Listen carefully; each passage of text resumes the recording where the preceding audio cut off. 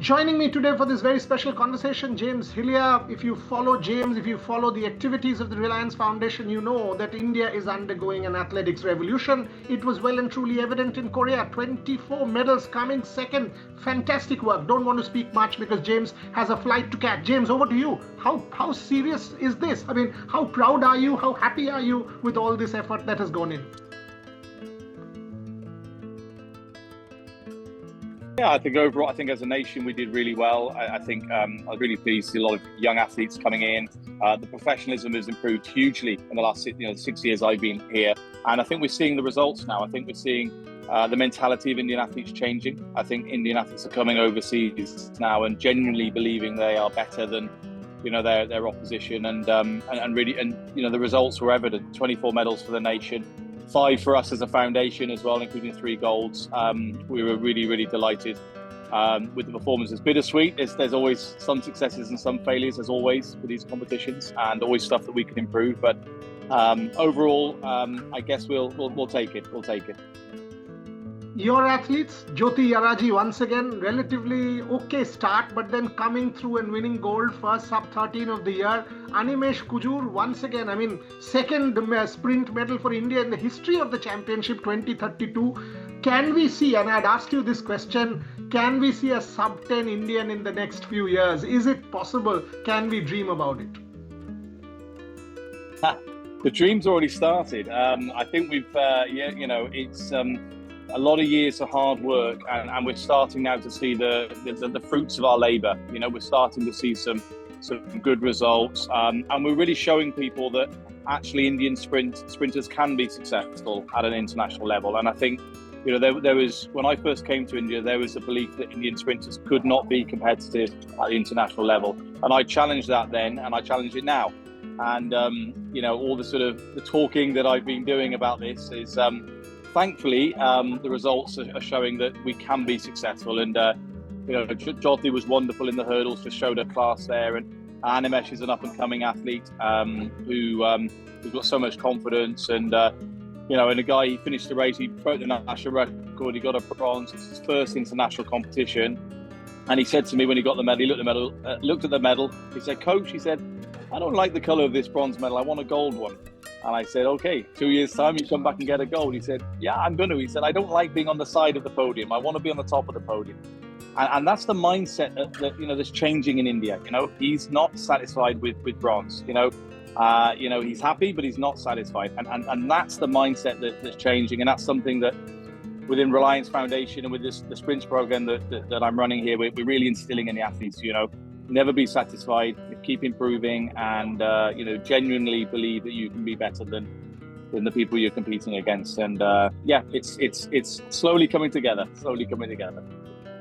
The other thing, James, for me, when you talk about Animesh and the mentality and the temperament, fantastic to hear. But when you have an Omlan, when you have an Animesh, when you have 4 people doing a national record, even in the national championship, all of a sudden there is competition within the team. And that kind of sets India apart. Asian Games coming up, how hopeful, because this country moves from multidiscipline games to multidiscipline games. Once you start winning at the Asian Games, at the Commonwealth level, at the Asian level, then obviously the Olympics sometime down the line, whole of India will start to take notice. Your thoughts? Yeah, I said this before, but we have to come and dominate these Asian competitions first. In the men's sprints, the Asian levels, it's hard. There's some really good sprinters from Japan, China, the Saudis have got a couple of good guys. So it's a decent standard. Now we've got to come here and we've got to dominate at this Asian level, and then you've got the Commonwealth Games, which is a sort of bridge between Asian level and world level. So if we can then be competitive at Commonwealth level and then shoot for the Worlds, and ultimately that's where we want to get to. So I think I'm very ambitious. I'm very optimistic about the future. I'm not going to be content with just winning a bronze medal at an Asian level, for example. I want to be winning gold medals here, and then gradually trying to put the guys in a position, certainly if it's a relay team, where they can make finals at the global level. We have to be looking at that level, really. I think we've got the talent to do it. Like you correctly said, the guys are training together. There's competitiveness within the group.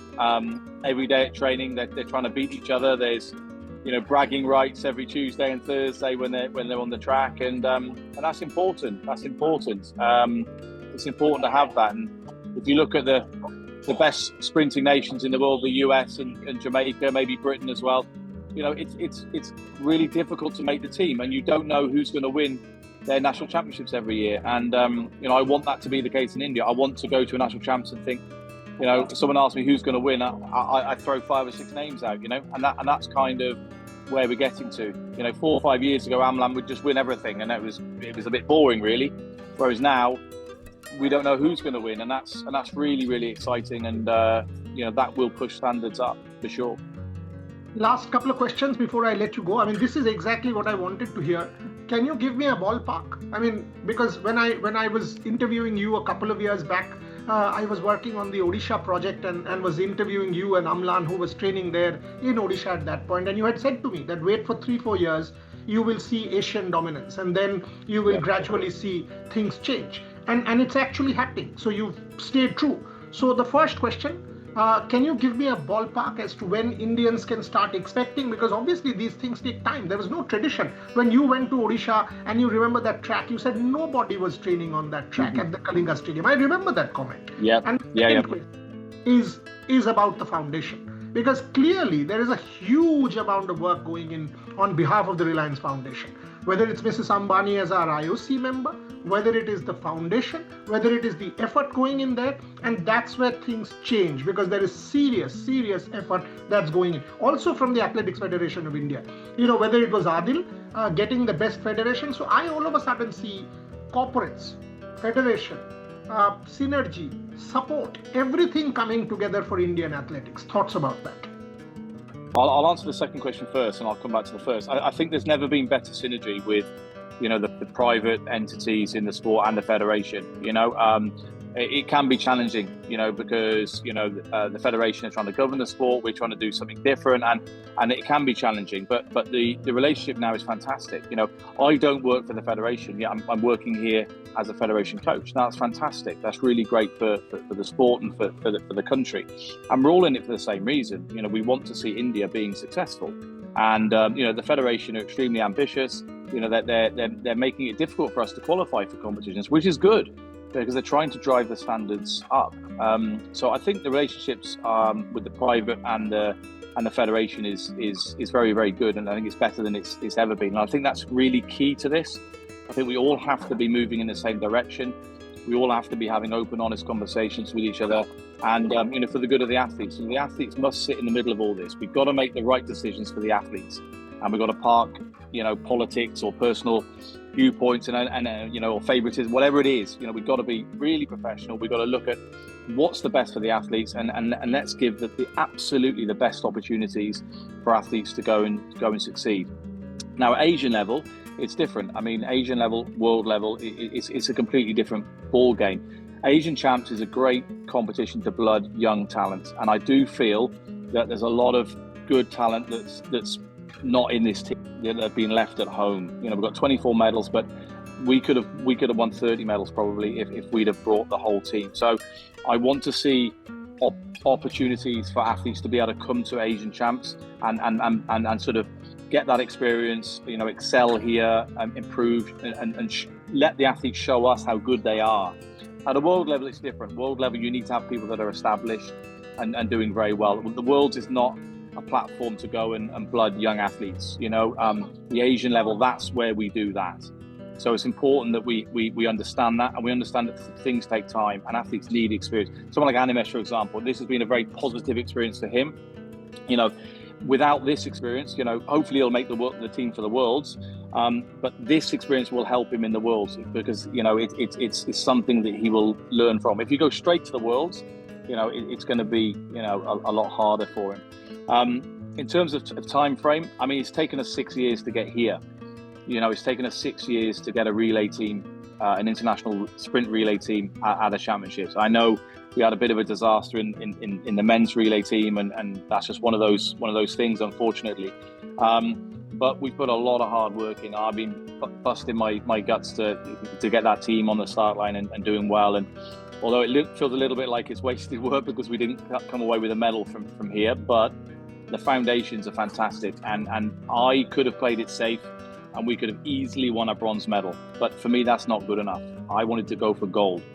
And I'm pushing the boundaries. I'm making risky exchanges to run fast because, okay, we ran 38.69, which is the national record, but that's not going to make a final of Worlds. You need to run sub 38. So I'm targeting sub 38 for these guys. I'm not going to come here to Asian Champs and play it safe and win a bronze. I could have done that very easily, and we could have come away from here with a bronze medal, and everyone could have gone, it's amazing, it's amazing. They got a medal, first time in 46 years and all that.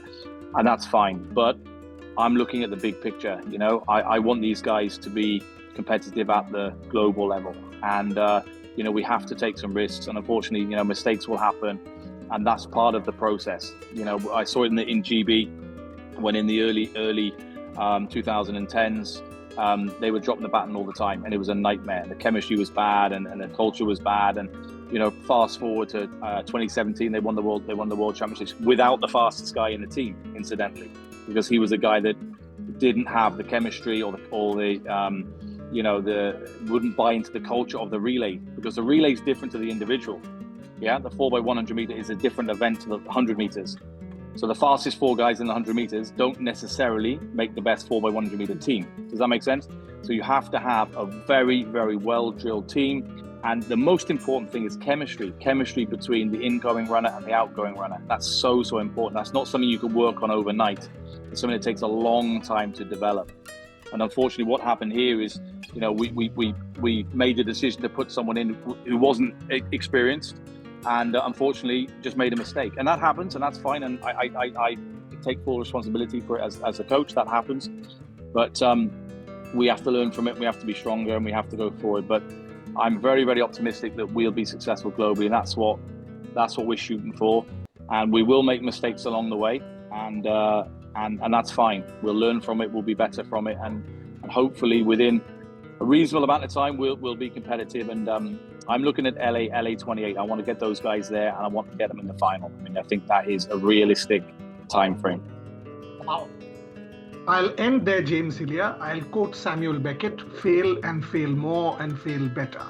Because with every failure comes success, right? And what Abhinav Bindra told me multiple times, and Olympic Games doesn't come every 4 years, it comes every day. So this is the grind.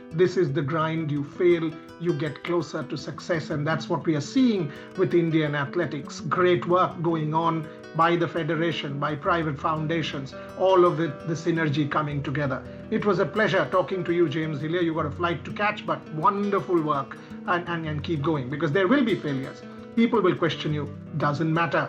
Eventually, the goal has to be steadfast. Thank you for your time. Appreciate you joining me, and I will take back Pooja Singh, undoubtedly, you know, one of those from these games. Yesterday I was chatting with her, and the smile said it all. And that's the takeaway as an Indian analyst, that even at the time of the IPL, we are all wanting to do athletics. That's a massive progress as far as Indian athletics is concerned. Thanks for your time. Appreciate you. Thank you. Thank you, Boria. Thank you.